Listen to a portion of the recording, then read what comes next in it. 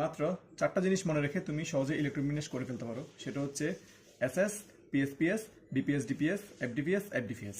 S numbering করবা 1 থেকে, P 2 থেকে, ডি 3 থেকে, এফ 4 থেকে। দেখো আমি কিভাবে করতেছি। শুরুতে এসএস দুইবার, তার মানে এস এস, তারপর পিএসপিএস, পিএস পিএস একটু ফাঁকা করে লিখবা, তারপর ডিপিএস দুইবার, ডিপিএস আবার ডিপিএস, তারপর এফডিপিএস, এফডিপিএসও দুইবার, এফডিপিএস আবারও এফ ডি পি এস। এখন এস নাম্বারিং করবো 1 থেকে। আমি 1 থেকে নাম্বারিং করব 1 2 3 4 5 6 7 8 পি হচ্ছে 2 থেকে নাম্বারিং করবা, 2 3 4 5 6 7 আর ডি নাম্বারিং করবা 3 থেকে, 3 4 5 6 এফ নাম্বারিং করবা 4 থেকে। 4 5 এখন হচ্ছে তুমি গ্রেটার দেন চিহ্ন দিয়ে দাও।